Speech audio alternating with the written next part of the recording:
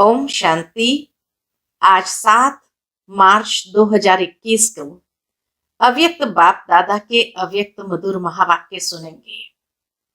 ये अव्यक्त मधुर महावाक्य अव्यक्त बाप दादा ने 14 नवंबर 1987 को सुनाए थे, जिसमें विशेष बाबा ने पवित्रता की महानता को स्पष्ट किया है कि यही पवित्रता सुख शांति की जननी है। यही पवित्रता की शक्ति के माध्यम से डबल ताजधारी बन सकते हैं, पूज्य देव आत्मा बन सकते हैं। और साथ साथ बाबा ने कहा, जीवन के अंदर जब भी कोई प्रकार का दुख अशांति का अनुभव करते हैं तो समझ लेना चाहिए कि कोई ना कोई प्रकार की अपवित्रता जरूर है, जिस कारण से ये दुख और अशांति का अनुभव हो रहा है। और बाबा ने जो स्पष्टीकरण किया कि जब आज दुनिया के अंदर लास्ट में उतरी हुई आत्माएं पवित्रता के कारण जीवन के अंदर सिद्धि का अनुभव करती है, तो बाबा कहे, तुम बच्चे जिन्होंने पवित्रता की शक्ति को जीवन में धारण किया है सदाकाल के लिए, तो कितने श्रेष्ठ सिद्धि स्वरूप आत्मा बन सकते हैं।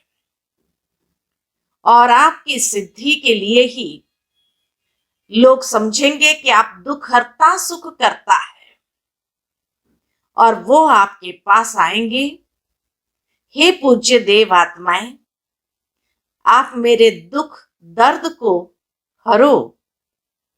इसी को ही तो दुख हरता सुख करता कहा जाता है।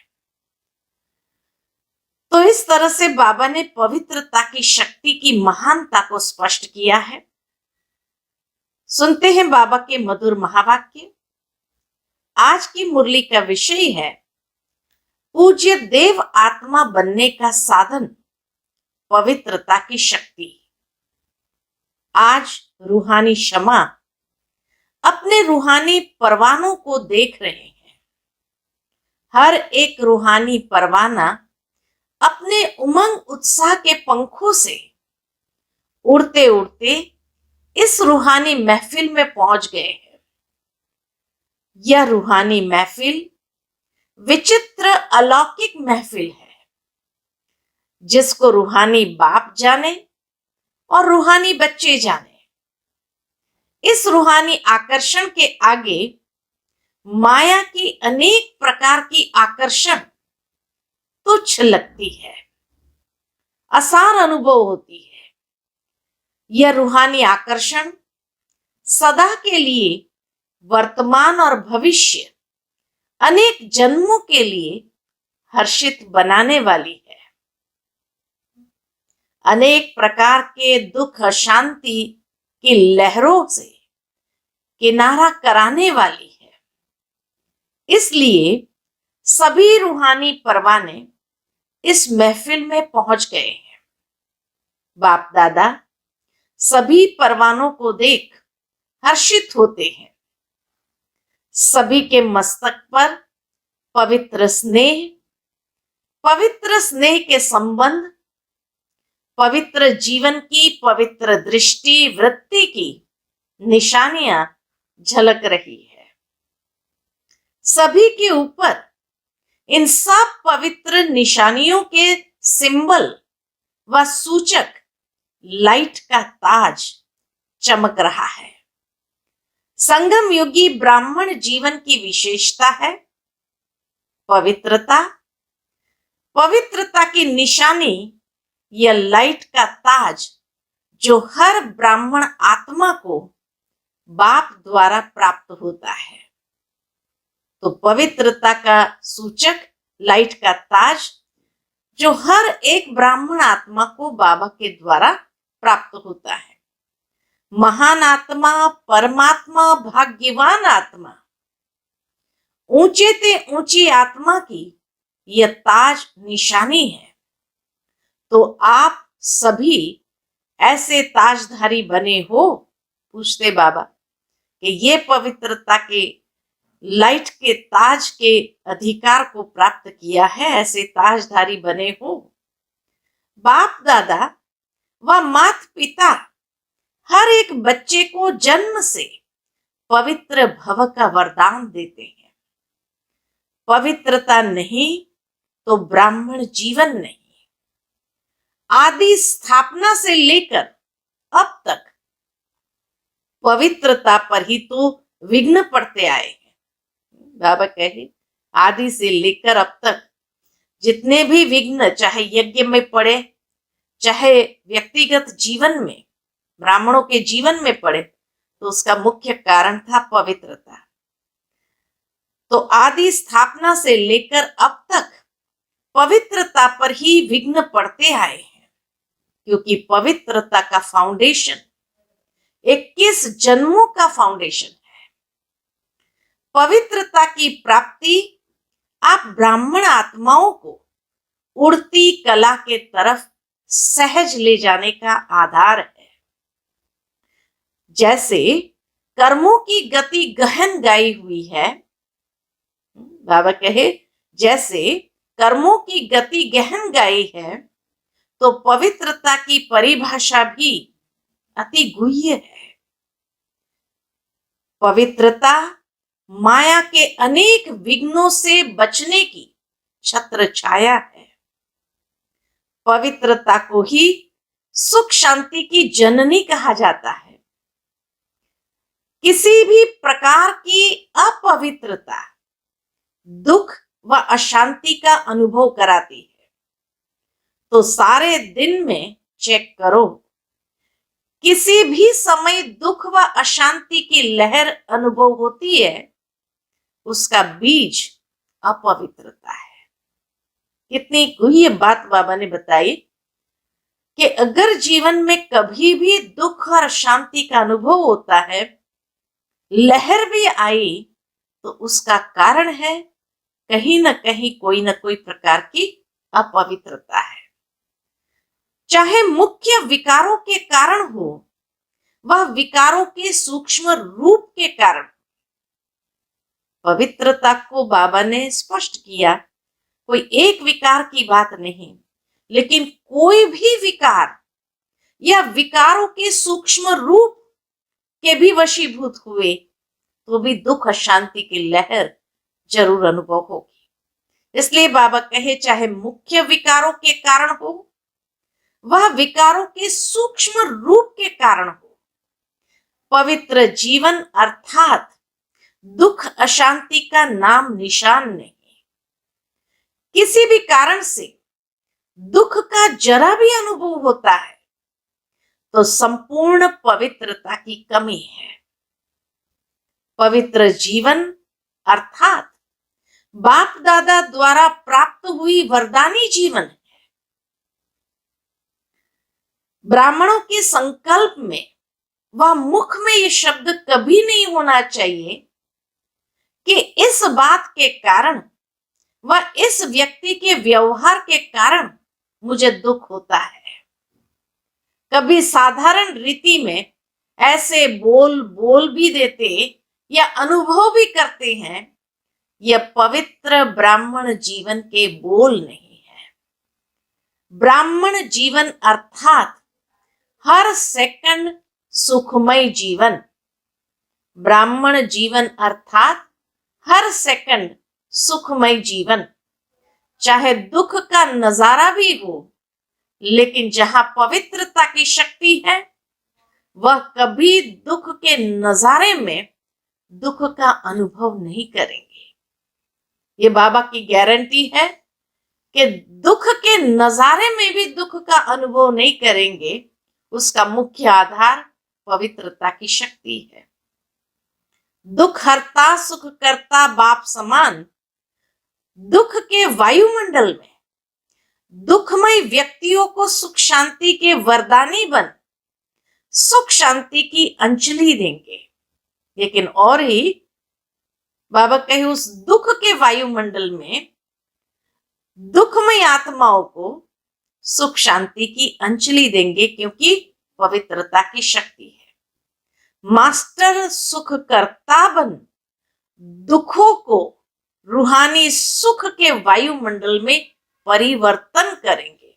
इतनी पावर है पवित्रता की शक्ति में कि मास्टर सुख करता बन दुख को रूहानी सुख के वायुमंडल में परिवर्तन करेंगे। इसी को ही कहा जाता है दुख हरता सुख करता।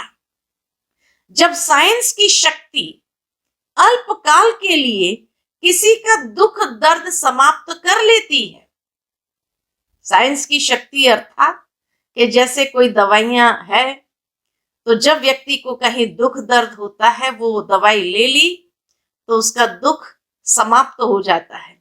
इसलिए बाबा कहे साइंस की शक्ति अल्पकाल के लिए किसी का दुख दर्द समाप्त कर लेती है, तो पवित्रता की शक्ति अर्थात साइलेंस की शक्ति दुख दर्द समाप्त नहीं कर सकती है, क्योंकि पवित्रता ही सुख शांति की जननी है। तो पवित्रता की शक्ति जहां है, साइलेंस की शक्ति है, तो वह भी दुख दर्द को सदा के लिए समाप्त कर सकती है। साइंस की दवाई में अल्पकाल की शक्ति है, तो पवित्रता की शक्ति में, पवित्रता की दुआ में कितनी बड़ी शक्ति है। समय प्रमाण जब आज के व्यक्ति दवाइयों से कारणे अकारणे तंग होंगे, बीमारियां अति में जाएगी, तो समय पर आप पवित्र देव व देवियों के पास दुआ लेने के लिए आएंगे कि हमें दुख अशांति से सदा के लिए दूर करो। पवित्रता की दृष्टि वृत्ति साधारण शक्ति नहीं है। बाबा एहसास दिलाते हैं, महसूस कराते हैं कि पवित्रता की दृष्टि वृत्ति साधारण शक्ति नहीं है। यह थोड़े समय की शक्तिशाली दृष्टि व वृत्ति सदा काल की प्राप्ति कराने वाली है। जैसे अभी जिस्मानी डॉक्टर्स और जिस्मानी हॉस्पिटल्स समय प्रति समय बढ़ते भी जाते हैं, फिर भी डॉक्टर्स को फुर्सत नहीं है, हॉस्पिटल्स में स्थान नहीं है, रोगियों की सदा की क्यू लगी हुई होती है। ऐसे आगे चल हॉस्पिटल्स व डॉक्टर्स पास जाने का, दवाई करने का चाहते हुए भी जा नहीं सकेंगे। ऐसे भी देखा गया कोरोना काल में लोग डरते थे कि थोड़ी सी खांसी सर्दी जुकाम बुखार भी हुआ तो कहते नहीं डॉक्टर के पास जाएंगे, कोरोना करके कहां हमें घुसा देंगे। चाहते हुए भी जा नहीं सकेंगे, मेजॉरिटी निराश हो जाएंगे, तो क्या करेंगे? जब दवा से निराश होंगे तो कहां जाएंगे? आप लोगों के पास भी क्यू लगेगी।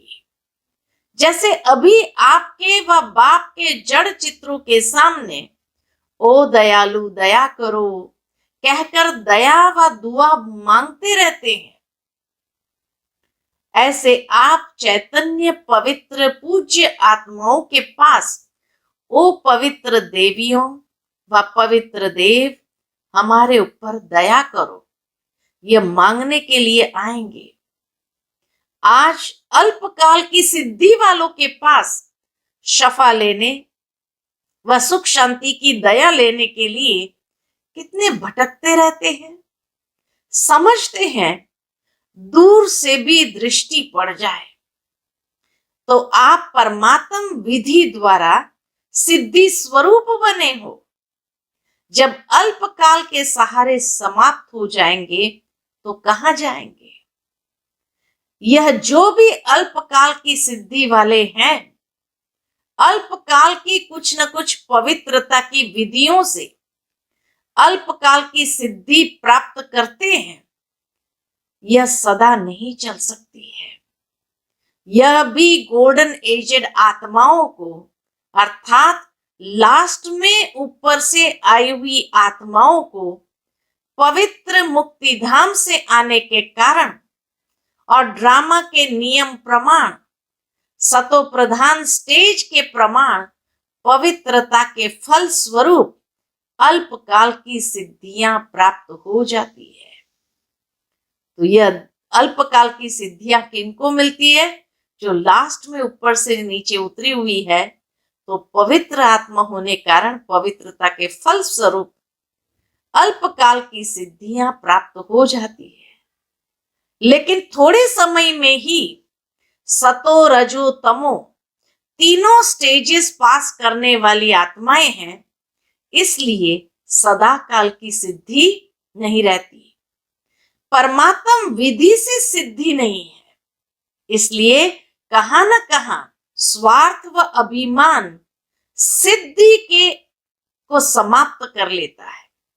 इसीलिए जैसे ही उस सिद्धि में स्वार्थ या अभिमान आया तो बाबा कहे कहां न कहां स्वार्थ व अभिमान सिद्धि को समाप्त कर लेता है। लेकिन आप पवित्र आत्माएं सदा सिद्धि स्वरूप है, सदा की प्राप्ति कराने वाली है। सिर्फ चमत्कार दिखाने वाली नहीं हो, लेकिन चमकते हुए ज्योति स्वरूप बनाने वाले हो। अविनाशी भाग्य का चमकता हुआ सितारा बनाने वाले हो। इसलिए यह सब सहारे अब थोड़े समय के लिए हैं और आखिर में आप पवित्र आत्माओं के पास ही अंजलि लेने आएंगे। तो इतनी सुख शांति की जननी पवित्र आत्माएं बने हो? पूछते हैं बाबा। इतनी दुआ का स्टॉक जमा किया है, वह अपने लिए भी अभी तक दुआ मांगते रहते हो? क्या है बाबा कहे? कई बच्चे अभी भी समय प्रति समय बाप से मांगते रहते हैं कि इस बात पर थोड़ी सी दुआ कर लो, आशीर्वाद दे दो। तो मांगने वाले दाता कैसे बनेंगे? जो मांगने वाला है वो दाता कैसे बनेंगे? इसलिए पवित्रता की शक्ति की महानता को जान पवित्र अर्थात पूज्य देव आत्माएं अभी से बनो। ऐसे नहीं कि अंत में बन जाएंगे। ये बहुत समय की जमा की हुई शक्ति अंत में काम में आएगी। तो समझा पवित्रता की गुह्य गति क्या है? सदा सुख शांति की जननी आत्मा, यह है पवित्रता की गुह्यता। सदा सुख शांति की जननी आत्मा, यह है पवित्रता की गुह्यता। साधारण बात नहीं है। ब्रह्मचारी रहते हैं, पवित्र बन गए हैं, लेकिन पवित्रता जननी है। ब्रह्मचारी रहते पवित्र बन गए इतना नहीं, लेकिन पवित्रता जननी है। चाहे संकल्प से, चाहे वृत्ति से, वायुमंडल से, वाणी से। बाबा कहे पवित्रता जननी है, चाहे संकल्प से, चाहे वृत्ति से, वायुमंडल से, वाणी से, संपर्क से सुख शांति की जननी बनना, इसको कहते हैं पवित्र आत्मा। तो कहां तक बने हो, यह अपने आप को चेक करो। अच्छा, आज बहुत आ गए हैं। जैसे पानी का बांध टूट जाता है, तो यह कायदे का बांध तोड़कर आ गए हैं। फिर भी कायदे में फायदा तो है ही। जो कायदे से आते उन्हों को ज्यादा मिलता है, और जो लहर में लहरा कर आते हैं तो समय प्रमाण फिर इतना ही मिलेगा ना। फिर भी देखो, बंधन मुक्त बाबा भी बंधन में आता है। स्नेह का बंधन है, स्नेह के साथ समय का भी बंधन है, शरीर का भी बंधन है ना, लेकिन प्यारा बंधन है। इसलिए बंधन में होते भी आजाद है। बाप दादा तो कहेंगे भले पधारे, अपने घर पहुंच गए हैं। अच्छा, चारों ओर के सर्व परम पवित्र आत्माओं को, सदा सुख शांति की जननी पावन आत्माओं को, सदा पवित्रता की शक्ति द्वारा अनेक आत्माओं को दुख दर्द से दूर करने वाली देव आत्माओं को सदा परमात्म विधि द्वारा सिद्धि स्वरूप आत्माओं को बाप दादा का स्नेह संपन्न याद प्यार और नमस्ते। हम रूहानी बच्चों की रूहानी माता पिता बाप दादा को याद प्यार गुड मॉर्निंग और नमस्ते नमस्ते। शुक्रिया बाबा शुक्रिया।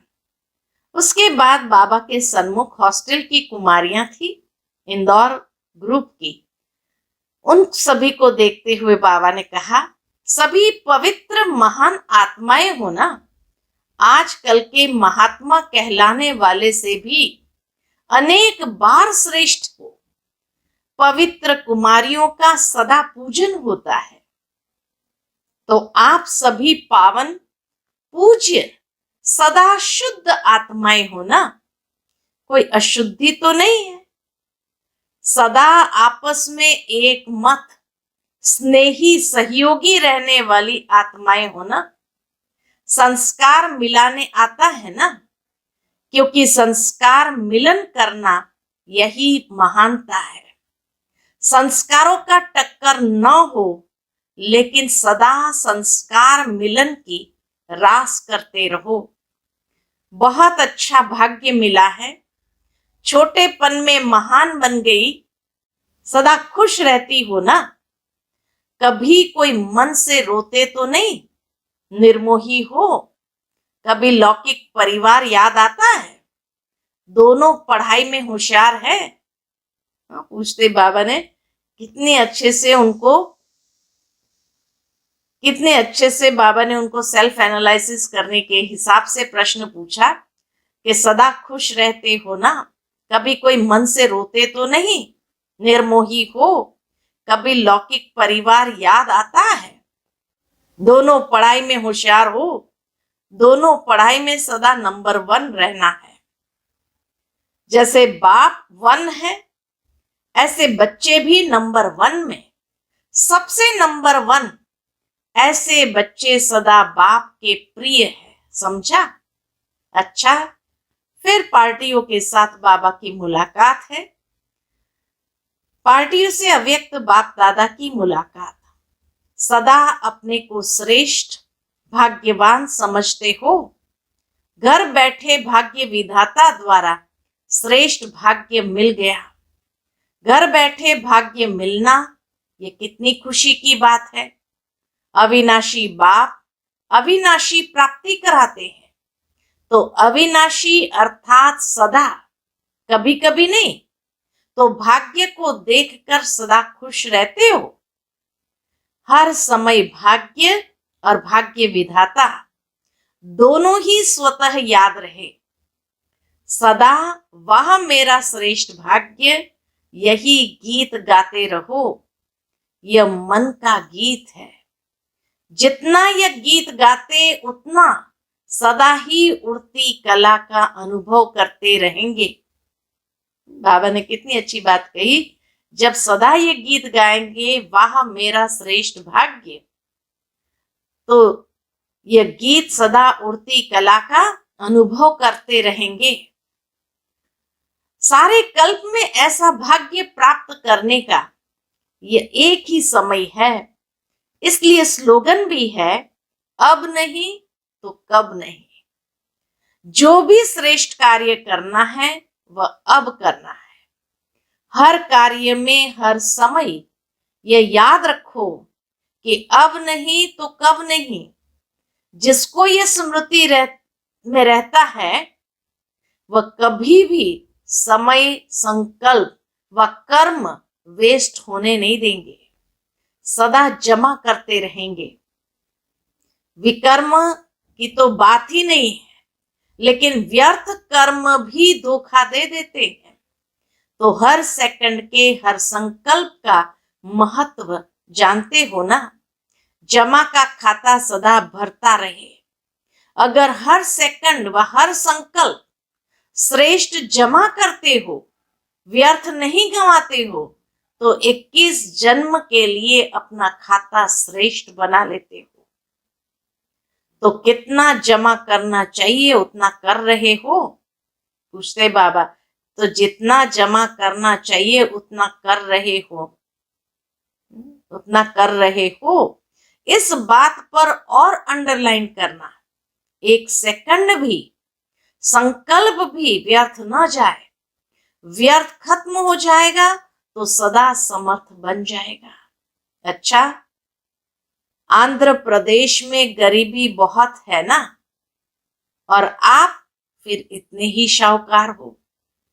चारों ओर गरीबी बढ़ती जाती है और आपके यहां शाहूकारी बढ़ती जाती है, क्योंकि ज्ञान का धन आने से यह स्थूल भी स्वतः ही दाल रोटी मिलने जितना आ ही जाता है।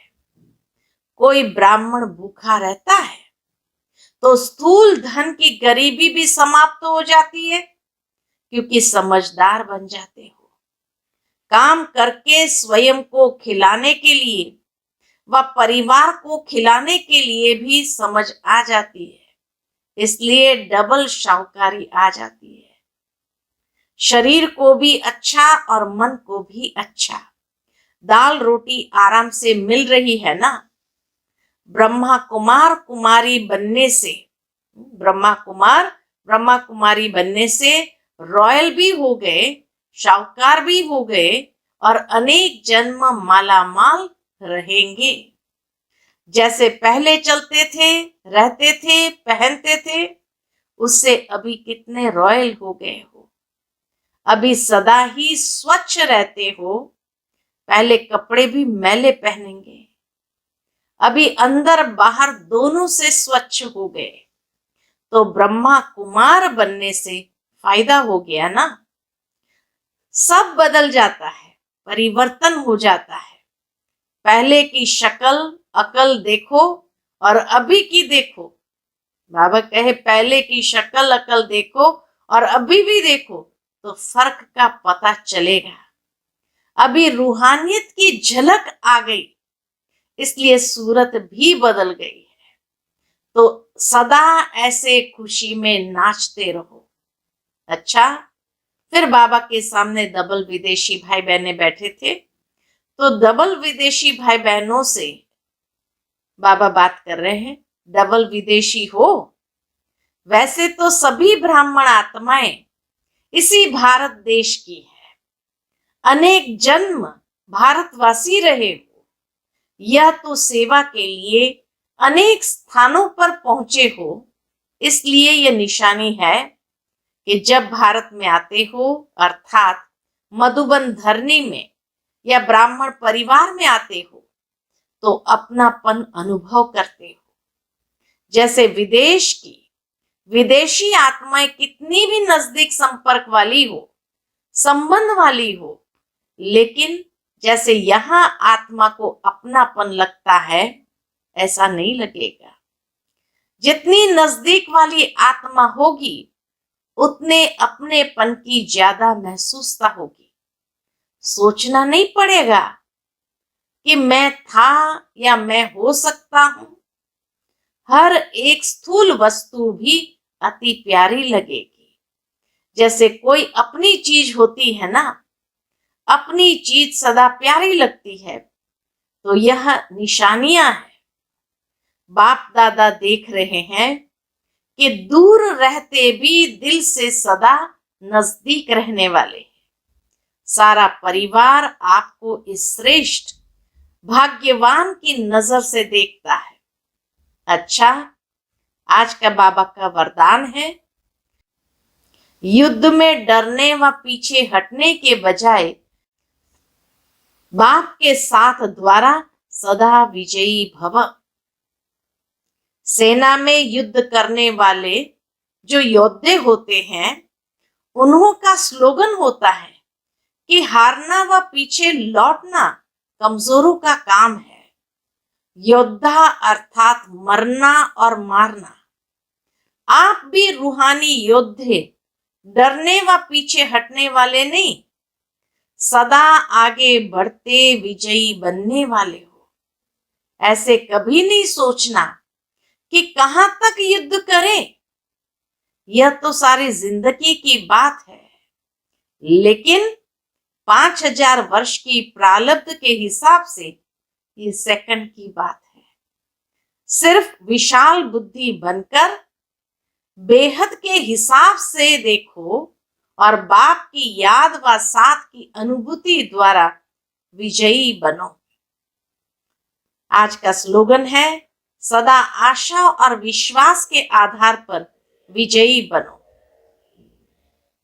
सदा आशा और विश्वास के आधार पर विजयी बनो।